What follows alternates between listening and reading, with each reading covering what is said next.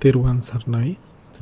ගෞරවනීය මහා සංඝරත්නයන් සමාව අවසර ශ්‍රද්ධා බුද්ධ සම්පන්න කාරුණික පින්නතුනි, අප විසින් ධම්මසංගණී මාතිකා අධ්‍යයනයේ පාඩම් මාලාවේ අවසාන වීඩියෝ විදි සාකච්ඡා කරලා අවසන් කළා කුසලත්‍රිකය පිළිබඳව. ඊළඟට අපිට කතා කරන්න තියෙන්නේ වේදනාත්‍රිකය. හැබැයි අපිත් මුලින් ඒ වේදනාත්‍රිකය පිළිබඳව සාකච්ඡා කරන්න හිතන් ඉඳලා මේ ගමනට අලුත් අංගයක් එකතු කරගන්න අපි කල්පනා කළා. මේ සාමාන්‍ය සාම්ප්‍රදායික ක්‍රමවේදයේදී කරන දෙයක් නෙමෙයි. නමුත්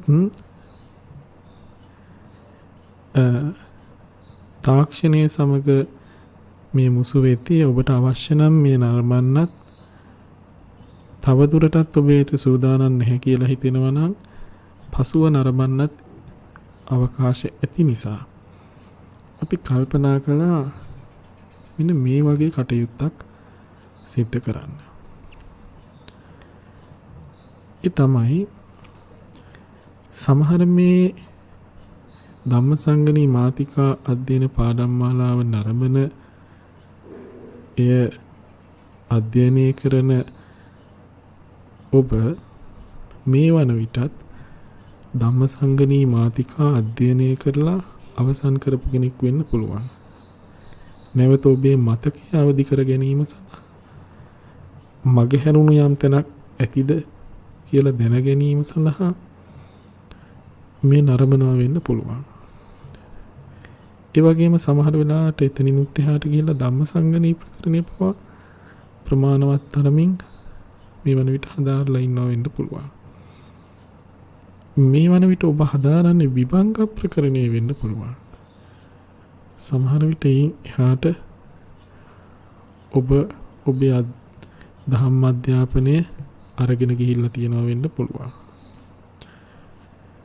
මෙන්න මේ විභංග ප්‍රකරණය පිළිබඳව හදාරද්දී අපට විභංග ප්‍රකරණේ ණය ක්‍රම 3ක් මුණ ගැහෙනවා. ඒ තමයි සුත්තන්ත ණය, අභිධම්ම ණය, පඤ්ඤා පුච්චක. සුත්තන්ත භාජනී, අභිධම්ම භාජනී සහ පඤ්ඤා පුච්චක වශයෙන්. මෙන්න මේ ධම්මසංගණී මාතිකා අධ්‍යයනය කරලා අවසන් වෙලා විභංග ප්‍රකරණය හදාරන කෙනෙක් ඉන්නවා නම් නැත්නම් එයින් එහාට හදාරපු කෙනෙක් ඉන්නවා නම් ඔබට මතක ඇති විභංග ප්‍රකරණයේ පඤ්ඤා පුච්චකවලදී ඔබට නැවත අප විසින් කරනු ලබන මේ ධම්මසංගණී මාතිකා අධ්‍යයනයේදී හදාරන ධම්මසංගණී මාතිකා නැවත ප්‍රයෝජනවත් වෙනවා. මෙන්න මේ විභංග ප්‍රකරණයේ පඤ්ඤා පුච්චකය පිළිබඳව අධ්‍යයනයක් අපි කල්පනා කළා මෙම පාඩම් මාලාවට එකතු කරන්න. හැබැයි ඔබ විභංග ප්‍රකරණය හදාරනව නම් යම් ගුරුවරයෙකු යටතේ ඒ ක්‍රමවේදයෙන්ම නෙමෙයි මේ කටයුත්ත අපි කරන්න බලාපොරොත්තු වෙන්නේ. විභංග ප්‍රකරණය ගත්තාම විභංග ප්‍රකරණයේ තියෙනවා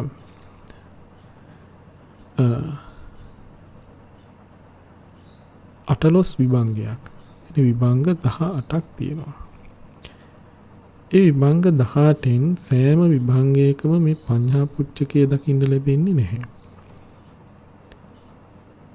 උදාහරණයක් ඇටියට පටිච්ච සමුප්පාද විභංගේ ඔබට පඤ්ඤා පුච්චකයක් දැක ගන්න ලැබෙන්නේ නැහැ. නමුත් කන්ද විභංග ආයතන විභංගාදී විභංගයන්ගේ පඤ්ඤා පුච්චකයක් දැක ගන්න ලැබෙනවා.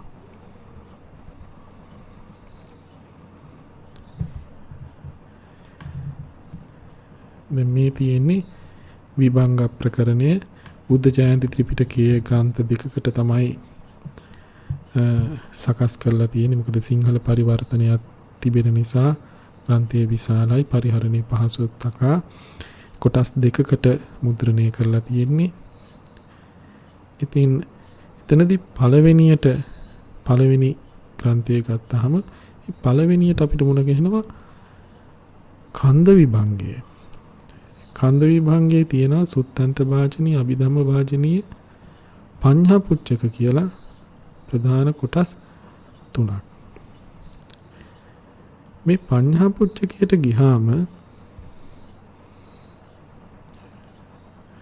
පඤ්ඤා පුච්චකයේදී ඔබට දැක ගන්න පුළුවන් මෙන්න මේ විදිහට පංචස්කන්ධා ස්කන්ධ පහක් තියෙනවා.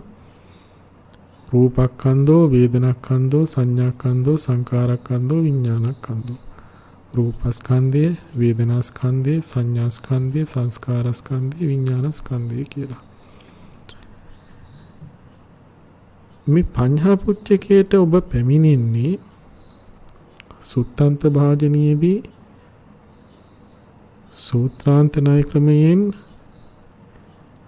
පංචස්කන්ධය පිළිබඳව අධ්‍යයනයක් කරලා ඉන්පසුව අභිධම්ම භාජනීයේදී අභිධම්ම ණයින්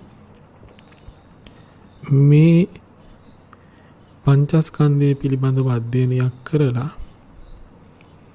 මේ පංචස්කන්ධය පිළිබඳව ලොකු දැනුමක් ඇතිව තමයි මෙතෙන්ට ඔබ පැමිණෙන්නේ. ඒක නිසයි මම කිව්වේ එතෙම් කෙනෙකුට හිතෙනවා නම් මම තවම මේ පාඩම හදාරන්න ප්‍රමාණවත් දැනුමක් ඇති කරගෙන නැහැ කියලා. පසුව මේ නිරමුවට කමක් නැහැ. නමුත් අවශ්‍ය කෙනෙක් ඉන්නවා නම් නැත්තම් දැනට මේ කරලා තියෙනවා, නමුත් කලකට කරින් ඒක නිසා දැන් ඊතරම්ම මතකයේ පැහැදිලි නැහැ කියලා හිතෙනවා නම් නැවතේ පොත අරගෙන බලන්න. ඔබ ලබාගත් සටහන් ඇති සමහර ගුරුවරුන්ගෙන් ඒ සටහන් නැවත කියවන්න. කියලා මතකයේ ටිකක් අලුත් කරගෙන අපි මේ පඤ්ඤා පුච්චකයේ පමණක් අරගෙන මේ ධම්මසංගණී මාතිකාධ්‍යයනයට සමගාමීව මේක හදාරන්න උත්සාහයක් දරමු. හැබැයි එහිදී ඔබ කලින් පඤ්ඤා පුච්චකයේ හදාarලා තියෙන ඒ ක්‍රමවේදය නෙමෙයි මෙතනදී අපි අනුගමනය කරන්නේ. මෙතනදී හැම කෙනෙක්ම මේ පංචස්කන්ධය පිළිබඳව අර කියපු සුත්තන්ත භාජනීය හා අභිධම්ම භාජනීය හදාarලා නැති වුණත් මේ පඤ්ඤා පුච්චකයේදී පංචස්කන්ධය යනුවෙන් අදහස් කරන්නේ කුමක්ද කියන එක අපි කතා කරනවා. ඒ ස්කන්ධයන්ගේ ස්කන්ධ ආයතන ධාතු කියලා කියන්නේ මොනවද කියන එක අපි සාකච්ඡා කරනවා. එතන ධම්මසංගණී මාතිකාධ්‍යයනේ පාඩම් මාලාවෙදිම අපි කන්ද ආයතන ධාතු සත්‍ය කියන මෙන්න මේ හතර කතා කරලා තියෙන්නේ. දැන් මෙතනදී අපි එතනින් එහාට ගිහිල්ලා ඉන්ද්‍රිය මොනවද?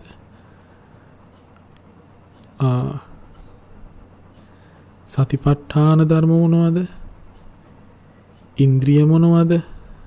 සමහරවිට සම්‍යක් ප්‍රධාන මොනවද? ඉර්ධිපාද මොනවද? මේ කියන කාරණා මේ අටලොස් විභංගේ පඤ්ඤා පුච්චක සහිත තැන්වල දැක්වෙන ධර්ම මොනවද කියලා අපි මුලින් ඔබට පැහැදිලි කිරීමක් කරලා දෙනවා කෙටියෙන්. ඉන් අනතුරුව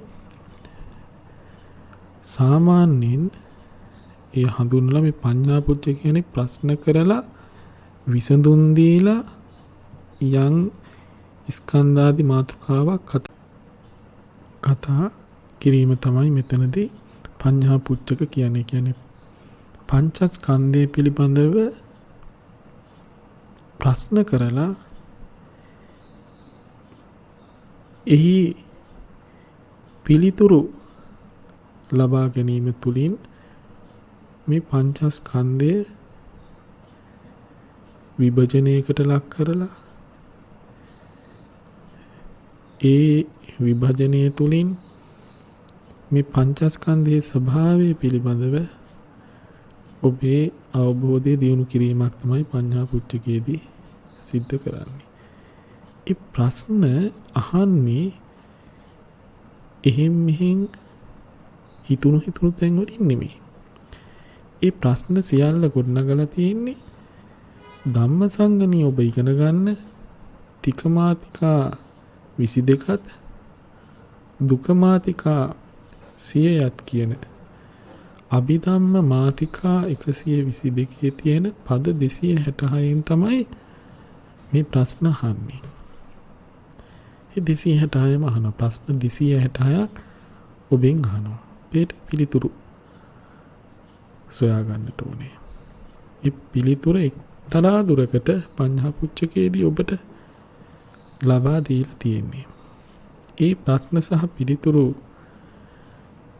අනුව යනකොට ඔබට ධම්මසංගණී මාතිකා නැවත නැවත හොඳින් මතක් වෙනවා වගේ මෙනෙහි වෙනවා වගේම ඒ දැනුම ස්කන්ධ ආයතන ධාතු ආදී බහා දහම් කරුණු කහා ගැනීමේ හැකියාව බුද්ධිය වර්ධනය කර ගැනීමේ ඥානය ඇති කර ගැනීමේ හැකියාව ඔබට ලැබෙනවා. මෙතනදී මේ ඔබට දැක ගන්න පුළුවන් මේ 208 වෙනි ඡේදයෙන් තියෙන්නේ මෙතන 207 වෙනි ඡේදයේ පඤ්ඤා පුච්චකයේ උද්දේශය නැත්නම් මාතෘකාව. ඊට පස්සේ 208 වෙනි ඡේදයෙන් තියෙන්නේ ප්‍රශ්නය. මෙතන ප්‍රශ්න 266ක් තියෙනවා. මෙතන මේ ප්‍රශ්න 266ක් තියෙනවා. නමුත් මේ තියෙන්නේ 266 කෙටි කරලා මේ පෙය්‍යාලමින් කියන්නේ ඒක පෙය්‍යාලම් කියලා කියන්නේ පෙර කී පරිදි දෙම් ධම්මසංගණියේ මේක කියලා තියෙනවානේ. ඒක නිසා පෙර කී පරිදි ගත යුතුයි මෙතෙන්ට. ඒක නිසා කෙටි කරලා පෙය්‍යාලමින් දක්වනවා. පළවෙනි ප්‍රශ්න 3ත් අවසාන ප්‍රශ්න 2ත් විතරක් දක්වගෙන තිකමාතිකා වලින් පළවෙනි ප්‍රශ්න 3ත් දුකමාතිකාවල කෙරවලේම තියෙන ප්‍රශ්න 2ත් විතරක් දක්වලා මැද කොටස අපිට මතකයෙන් සකස් කරගන්න ඉඩ දීලා තියෙනවා. නැත්නම් ග්‍රන්ථය විශාල වෙන නිසා. කොහොමද මේ ප්‍රශ්න අහන්නේ? පංචන්නං කන්දානං කති කුසලා. ස්කන්ධ පංචකයෙන් කොතෙක් කුසල්ද? කති අකුසලා. අකුසල කොපමණද? කති අභ්‍යාගතා. අභ්‍යාගත ධර්ම කොපමණද? කති සරණා. සරණා ධම්මයෝ කොතෙක්ද? කති අරණා. අරණා ධර්මයෝ කොතෙක්ද? ඊ අතර තියෙනවා කති සුඛාය වේදනාය සම්පයුත්තා. කති දුක්ඛාය වේදනාය සම්පයුත්තා. කති අදුක්ඛම සුඛාය වේදනාය සම්පයුත්තා. ඔය විදිහට තිකමාතිකා පදයක් පාසා දුක මාතිකා පදයක් පාසා මේ මෙතන මේ ප්‍රශ්න තියෙනවා. හැබැයි ප්‍රශ්න කෙටි කර දැක්වාට පිළිතුරු නම් ඒ පද 266ම ගෙන වෙන වෙනම දක්වලා තියෙනවා. ඒ පිළිතුරු තමයි මේ 209 වෙනි ඡේදයේ ඉඳලා තියෙන්නේ. එතට එහි කියවෙනවා රූපස්කන්ධෝ අභ්‍යාකතෝ. රූපස්කන්ධය අභ්‍යාකතයි. චත්තාරෝ කන්දා ස්කන්ධ හතරක්. ඒ කියන්නේ රූපස්කන්ධය අරුණාම අනිකුත් ස්කන්ධ හතර සියා කුසලා කුසල්ද තිබෙනවා. සියා අකුසලා අකුසල්ද ඇත. සියා අභ්‍යාගත ඇත. එතකොට කොහොමද ඊතුරු ස්කන්ධ හතර කුසල් වලට බෙදෙන්නේ? අකුසල් වලට බෙදෙන්නේ අභ්‍යාගත වලට බෙදෙන්නේ කියලා ඔබ දැනගත යුතුයි. ඊට පස්සේ එතකොට මෙතන බැලුව බැලමුට ඔබට පේනවා මේ තියෙන්නේ අපි අර හදාරපු කුසල ත්‍රිකයෙන් තමයි මේ ප්‍රශ්න අහලා තියෙන්නේ. කුසල ත්‍රිකය ඉගෙන ගන්නෙත් අපි ස්කන්ධ වලට ස්කන්ධ බෙදුවා මේ සමාන කුසල ධර්ම බෙදුවා ස්කන්ධ වලට. මෙතනදි කරන්නේ කියන්නේ පැත්ත. ස්කන්ධ ධර්ම බෙදලා තියෙනවා කුසල ත්‍රිකේ. අතනදී කුසල ත්‍රිකේ ස්කන්ධ වලට බෙදුවා. මෙතන ස්කන්ධ පංචකයේ කුසල ත්‍රිකේ බෙදලා පෙන්නනවා. ඊළඟ ත්‍රිකයට යනවා. වේදනා ත්‍රිකයට. ද්වේ කන්දාන වත්තබ්බා සුඛාය වේදනාය සම්පයුත්තාපි දුක්ඛාය වේදනාය සම්පයුත්තාපි අදුක්ඛම සුඛාය වේදනාය සම්පයුත්තාතිපි තයෝ කන්දා සියා සුඛාය වේදනාය සම්පයුත්තා සියා දුක්ඛාය වේදනාය සම්පයුත්තා සියා දුක්ඛම සුඛාය වේදනාය සම්පයුත්තා විදිහට වේදනා ත්‍රිකේ බෙදලා පෙන්නනවා. දැන් විභංග ප්‍රකරණය කරපු අයෙක් ඉන්නවා නම් මතක් වෙයි. විභංග ප්‍රකරණය හදාරද්දී නම් ඔබ මේ එක එකක් අපි මෙහෙම කියමු සිරස් 7ට. ඒ කියන්නේ මේ කන්ද විභංගේ සුත්තන්ත භාජනීය ඉවර කළා ඉගෙනගෙන ඊට පස්සේ අභිධම්ම භාජනීය හදාarලා ඉන් අනතුරුව මේ පඤ්ඤා පුච්චකයේ තියෙන ප්‍රශ්න සියල්ලම අධ්‍යයනය කළා. පිළිතුරු අධ්‍යයනය කළා. ඒ සියල්ල අධ්‍යයනය කළා තමයි ඔබ ඊළඟට යන්නේ මොකටද? දෙවනි විභංගයේ වෙච්ච ආයතන විභංගයට. ආයතන විභංගෙත් තියෙන නැවත පඤ්ඤා පුච්චකය. ද්වාදස ආයතනනි චක්ඛායතන රූපායතන සෝතායතන සද්ධායතන ගානායතන ගන්ධායතන ඊට පස්සේ ඒ ආයතන 12ත් ප්‍රශ්න කරනවා දස ආයතනං කති කුසල ආයතන සමාන ද්වාදස ආයතනං ආයතන 12න් කති කුසල කුසල කොපමණද කති අකුසල අකුසල කොපමණද කති අභ්‍යාගත කොපමණද කති සරණා සරණ ඒ කොපමණද කති අරණ කොපමණද ඊට අන්න අහනවා. අහලා එයත් විසඳනවා. ද්වාදස ආයතන අභ්‍යාගත සමාන දස ආයතන අභ්‍යාගත ද්වායතන සියා කුසල සියා අභ්‍යාගත මේ විදිහට කුසල ත්‍රිකයෙන් බෙදලා පෙන්නනවා මේ ආයතන 12. ඊට පස්සේ වේදනා ත්‍රිකයෙන් විපාක ත්‍රිකයෙන් උපාදින්න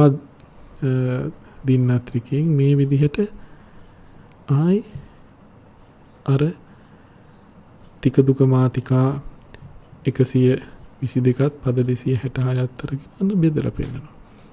ඒ වුණාට පස්සේ ඔබ යනවා ධාතු විභංගයට. එහි හදාරනවා සුත්තන්ත භාජනී අභිධම්ම භාජනී. ඊළඟට නැවත එහිත් තියෙනවා පඤ්ඤා පුච්චකයක්. ඊළඟට ඒ පඤ්ඤා පුච්චකය හදාරනවා. ඒ අවසන් වුණාට පස්සේ සත්‍ය විභංගේ තියෙනවා. සත්‍ය විභංගේ සුත්තන්ත භාජනී අභිධම්ම භාජනී ඉගෙන ගන්නලා ඊට පස්සේ මේ පඤ්ඤා පුච්චකය හදා. ඔය විදිහට තමයි සාමාන්‍යයෙන් කරගෙන යන රටාව. අර සිරස්ව කරන අධ්‍යයනය. අපි කල්පනා කළා ධම්මසංගණී මාතිකා අධ්‍යයනයට සමගාමීව මේක තිරස් අතට සාකච්ඡා කරන්න. ඒ කියන්නේ අපි දැන් කුසල ත්‍රිකේ සාකච්ඡා කරලා අවසන් කරනවනේ. ඒ යම් ත්‍රිකයක් හෝ දුකයක් කතා කරලා ඉවරුණාට පස්සේ ඔන්න අපි කන්ද විභංගේ පඤ්ඤා පුච්චකේ කුසල ත්‍රිකේ විසඳීම සාකච්ඡා කරනවා. ඊළඟට අපි කතා කරනවා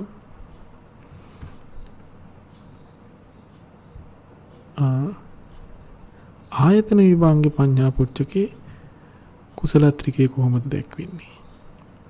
ඊළඟට අපි කතා කරනවා ධාතු විභංග පඤ්ඤා පුච්චකේ කුසල ත්‍රිකය කොහොමද දැක්වෙන්නේ? ඊළඟට කතා කරනවා සත්‍ය විභංගේ කොහොමද කුසල ත්‍රිකේ ඒ චතුරාර්ය සත්‍ය බෙදිලා යන්නේ? ඊළඟට අපි එතනින් නවතින්නේ නැහැ. ඉන්ද්‍රිය විභංග පඤ්ඤා පුච්චකේ දෙවිසි ඉන්ද්‍රිය කොහොමද කුසල ත්‍රිකේ බෙදලා යන්නේ? මේ විදිහට ඒ විභංගයන්ගේ පඤ්ඤා පුච්චකයන් වල කුසල ත්‍රිකය සාකච්ඡා කර ඇති අන්දම අපි අධ්‍යයනය කරනවා. වේදනා ත්‍රිකය ඒවා කතා කරන්නේ. මොකද අපි වේදනා ත්‍රිකය හැදෑරුවේ නෑනේ. යම් දවසක වේදනා ත්‍රිකය හදාරනවද ඒ වේදනා ත්‍රිකය හදාරලා ඊට පස්සේ විපාක ත්‍රිකය ඉගෙන ගන්න කලින් නැවත අපි විභංග ප්‍රකරණයේ මේ පඤ්ඤා පුච්චකවල වේදනා ත්‍රිකයෙන් ස්කන්ධ ආයතන ධාතු සාකච්ඡා කරලා තියෙන්නේ කොහොමද කියලා අපි සාකච්ඡා කරනවා.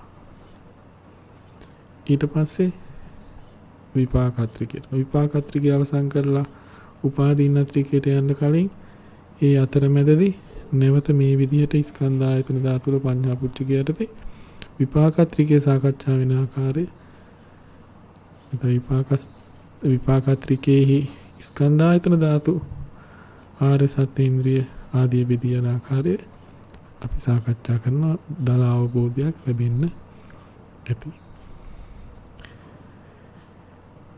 ඒ පළමු වාරය හැටියට තමයි පළමු පාඩම හැටියට තමයි අපි ධම්මසංගණී මාතිකා පාඩම් වල කොටසක් හැටියටයි මේ කරන්නේ. වෙනම නම් කරන්න හඳුනා ගන්න පහසු වෙන්න ඔබට.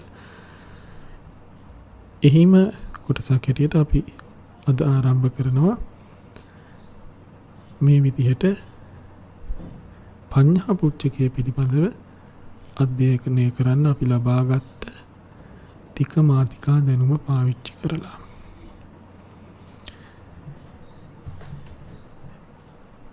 එතකොට එතනදී අපිට පළවෙනියටම මුණ ගැහෙනවා කන්ද විභංගය.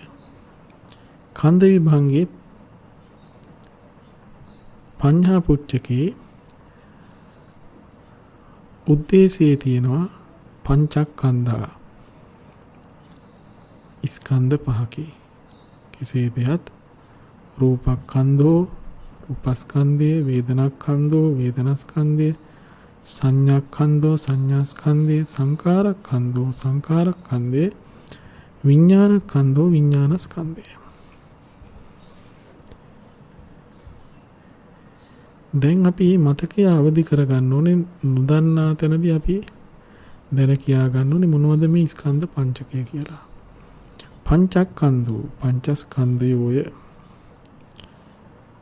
කෙසේද? රූපස්කන්ධෝ 28 වැදෑරුම් රූප ස්කන්ධය. වේදනාස්කන්ධෝ 89ක් වූ සිත් හා සංපයුක්ත වේදනා ස්කන්ධය.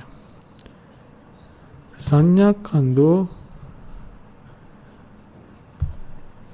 89ක් වූ සිත් හා සංපයුක්ත සංඥා ස්කන්ධය.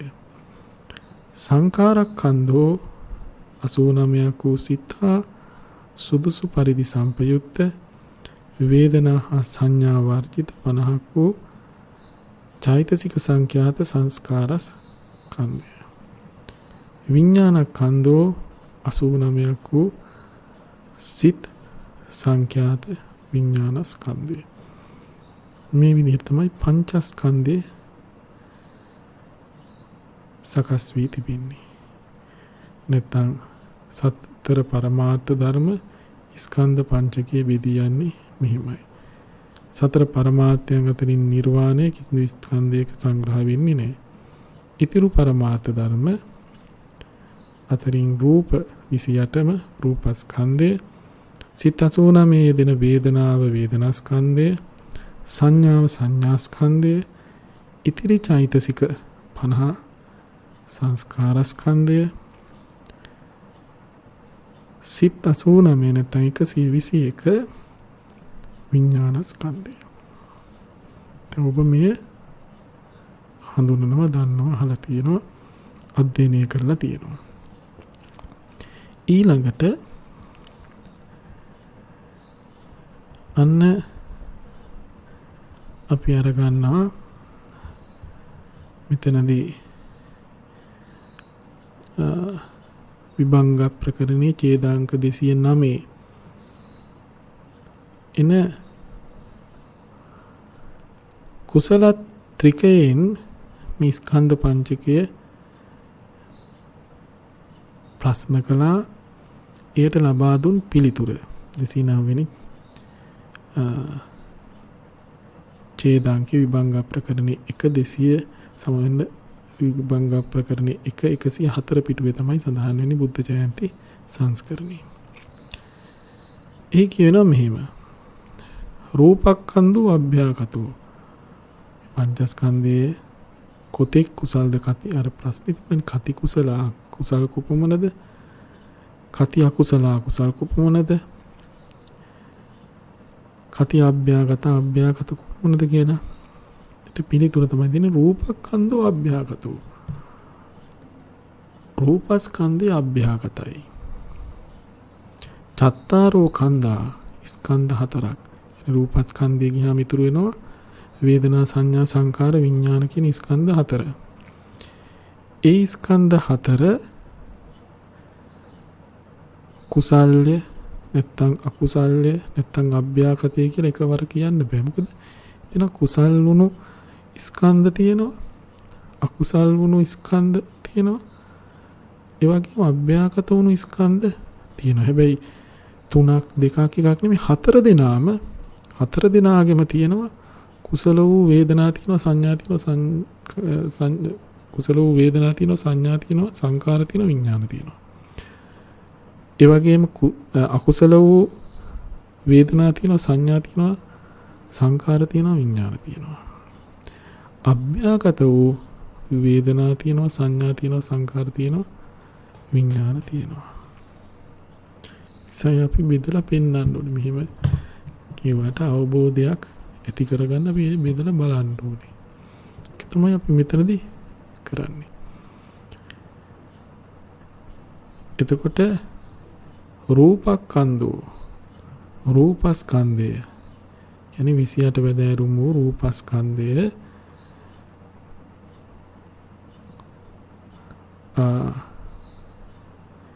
එතනින් ඕනේ ඇත්තටම මේ විදිහටයි.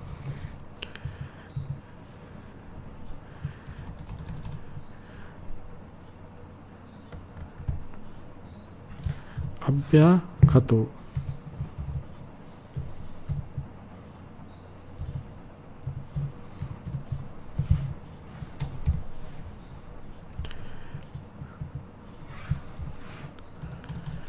රූපස්කන්ධෝ අභ්‍යාකතෝ. ඒ කියන්නේ රූපස්කන්ධයට අයිති රූප 28ම ගත්තාම කුසල කුසල වශයෙන් නොවදාරා අන්‍යාකාරයකින් වදාලා වූ බැවින් අභ්‍යාකත ධර්මයි. රූපස්කන්ධය තුළ කුසල් අකුසල් නැහැ. රූප 28ම කුසල කුසල වශයෙන් වදාරලා නැහැ. ඒක නිසා ඒව අභ්‍යාකත ධර්ම සංඛ්‍යාවට තමයි යන්නේ.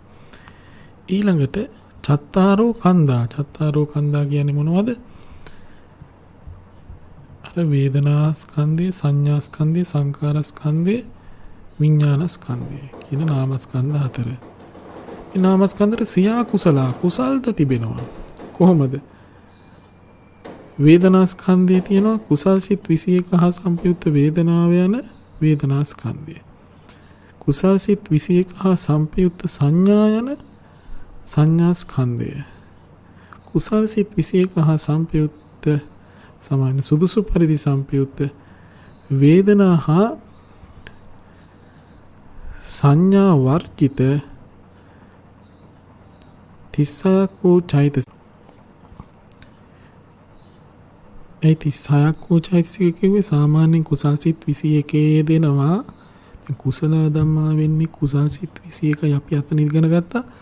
ධම්මසංගණේදී කුසල ධම්මා කියලා කියන්නේ කුසල් සිත් 21යි තත්සම්පයුත්ත චෛතසික 38යි. ඒ ධර්ම තමයි ස්කන්ධ වශයෙන් ගත්තාම ඒ කුසල් සිත් 21 දුණු වේදනාව වේදනාස්කන්ධය සංඥාව සංඥාස්කන්ධය ඒ දෙදෙනා ගියාම ඉතුරු වෙනවනේ චෛතසික 36ක් 38න් දෙකක් ගියාම 36ක් ඉතුරු වෙනවා. ඒ 36 දෙනා සංස්කාර ස්කන්ධෙහි තමයි පරියාපන්න වෙන්නේ. නැත්නම් සංග්‍රහ වෙන්නේ. ඊට පස්සේ කුසල් සිත් 21 විඥාන ස්කන්ධය. වේදනා ස්කන්ධයේ තියෙන්නේ වේදනාව විතරයි. කුසල් සිත් 21 තියෙන වේදනාව පමණක්.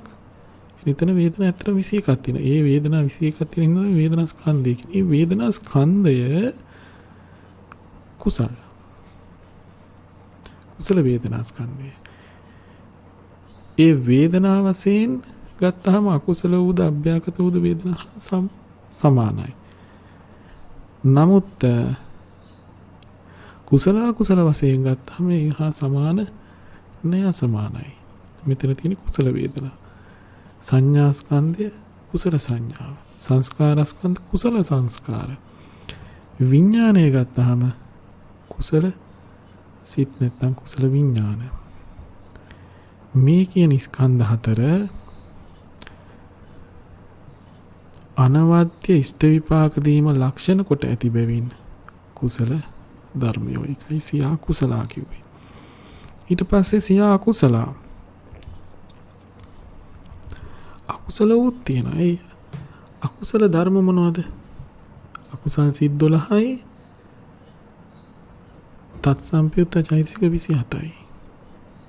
මේ සිත් 27 සිත් 12ත් චෛතසික 27ත් ස්කන්ධ හතරක් තිබෙනවා.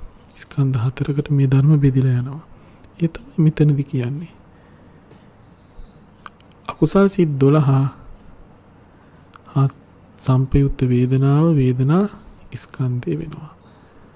සංඥා ස්කන්ධය ගත්තාම අකුසල් සිත් 12 හා සම්පයුත්ත සංඥාව සංඥා ස්කන්ධය. සංස්කාර ස්කන්ධය වෙන්නේ අකුසල් සිත් 12 හා සුදුසු පරිදි සම්පයුත්ත වේදනා හා සංඥා වර්ජිත චෛතසික 25. 27යිනේ සම්පයුත්ත වෙන්නේ. 27න් දෙකක් ගියාම 25ක් ඉතුරු. ඒ 25. ඊට පස්සේ අකුසල් සිත් 12 විඥානස් ස්කන්ධය වෙනවා. එතකොට පංචස්කන්ධයෙන් ස්කන්ධ හතරක තියෙනවා. කුසල් වූද ස්කන්ධ තියෙනවා. අකුසල් වූද ස්කන්ධ තියෙනවා. මෙන්න මේ තමයි අකුසල වූ ස්කන්ධ මේ තියෙන්නේ. කුසල වූ ස්කන්ධය. ඊට පස්සේ සියා අභ්‍යාගත වූ ස්කන්ධ හතරකුත් තියෙනවා. ඒ තමයි විපාක සිත් 36ත් ක්‍රියා සිත් 20ත් හා සම්පයුත්ත වේදනා වේදනාව වේදනා ස්කන්ධය. ඊට පස්සේ විපාක සිත් 36ත් ක්‍රියා සිත් 20ත් හා සම්පයුත්ත සංඥාව සංඥා ස්කන්ධය. විපාක සිත් 36ත් ක්‍රියා සිත් 20ත් හා සුදුසු පරිදි සම්පයුත්ත වේදනා සංඥා හැර ඉතුරු චෛතසික 36. ඒ කියන්නේ මෙතන විපාක සිත් 36 ක්‍රියා සිත් 20 ගත්තම සිත් 56ක් තියෙනවා. ඒ 56 උපදින්න පුළුවන් උපරිම චෛතසික ගන්න 38යි. ඒ කියන්නේ යන්නේ සමාන 13යි. සෝපන සාධාරණ 25යි. ඒ අතරින් දෙකක් වේදනා සංඥා දෙක. ඒ දෙක වේදනා ස්කන්ධය සංඥා ස්කන්ධය තියෙනවා. ඉතිරි චෛතසික 36ක් තියෙනවා. ඒ චෛතසික 36 තමයි සංස්කාරස් ස්කන්ධය වෙන්නේ. සිත් 56 විපාක සිත් 36 ක්‍රියා සිත් 20ක් කියන සිත් 56 විඥාන ස්කන්ධයයි. මේ ස්කන්ධ හතර ගත්තාම මේ ස්කන්ධ හතරේ තියෙන්නේ කුසල අකුසල වුණු වේදනාවක් සමහන් අභ්‍යාගත වුණු වේදනාවක්, අභ්‍යාගත වුණු සංඥාවක්, අභ්‍යාගත වුණු සංස්කාර ධර්ම සමූහයක්, අභ්‍යාගත වූ සිත් සමූහයක්. ඒක නිසා කුසල වශයෙන් වදාරා අන්‍යාකාරයකින් වදාලා වූ බැවින් ඒ ධර්ම අභ්‍යාගත නම් වෙනවා. ඉතින් මේ විදිහට තමයි අපි කුසල ත්‍රිකයට අනුව මේ බෙදා මේ කුසල ත්‍රිකයේ දැනුම භාවිතා කරමින් කන්ද විභංගයේ පඤ්ඤා පුච්චකයේ පළවෙනි විසර්ජනය නැත්නම් විසඳීම කුසල ත්‍රිකයෙන් ඇසූ ප්‍රශ්න තුනට දුන් විසඳුම අපි පැහැදිලි කරගන්නේ අභිධේයාර්ථ අනුව. අපි ඊළඟට මෙතන ඉඳලා ඊළඟ වීඩියෝවේදී සාකච්ඡා කරන්න බලාපොරොත්තු වෙනවා කොහොමද ආයතන විභංගයේ පඤ්ඤා පුච්චකයේ සහ ඉන් ඉදිරියට දෙදෙන පඤ්ඤා පුච්චකයන්ගේ විසඳුම් අපි ලබාගත් කුසල ත්‍රිකය පිළිබඳව අවබෝධය යොදා ගනිමින් අධ්‍යයනය කරන්න කියන කාරණය.